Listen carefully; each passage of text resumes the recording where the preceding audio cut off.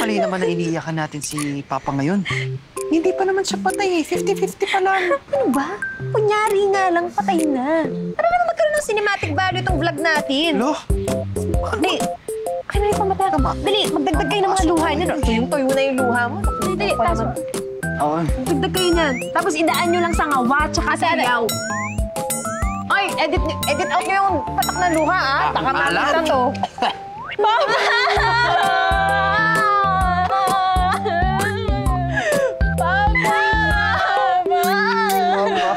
As requested by my sister, I'm gonna teach something I don't know. Sige nga, sige nga. Gaganon tayo. Hindi ko talaga alam to. Ganyan! Ganyan? Usapan natin na! Hindi ko nga alam eh. Sa una mo na. Duling pa ako. Hindi ko talaga. Yung tatalon mo na. 1, 2, 3, go!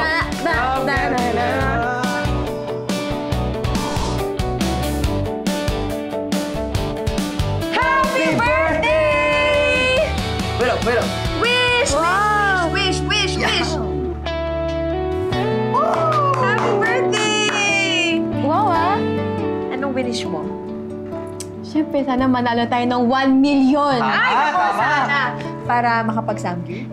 Ay, teka lang. Meron akong Ano kaya yan? para sa'yo. Oh, sorry, be, ha. Yan lang yung makakaya ko ngayon, eh. Pero hayaan mo, kumpleto yan. Lunes hanggang Biyernes yan.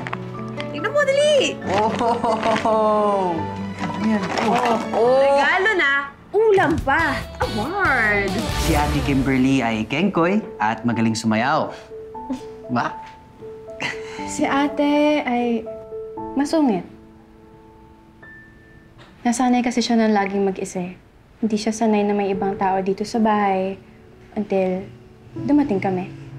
So parang inaaral pa lang yan na may kasama, may kabanding. And feeling ko ganun talaga lahat ng mga maate. Masusungit.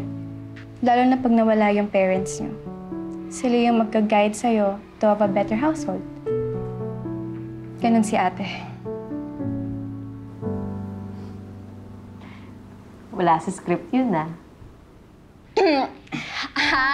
Kasi naral kasi ako ni Papa dati sa acting workshop. Alam mo, magiging magaling na artista talaga ako eh. Ay, parang agree ako dyan. Di ba ang galing ka umacting? Oo, parang bagay ka sa horror. Yung halimaw na nangahabol ng... Alam mo, ikaw talaga lagi mo ko inaasar.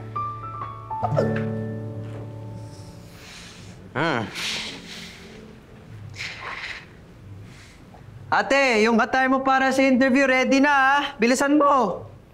Matatapos na! Relax! Ate, may tumatawag sa'yo. Teka, ito na!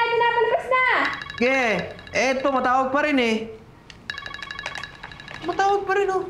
Itakbo mo na kaya kay ate sa banyo. Importante yan. Hello, BFF? Naku, good news.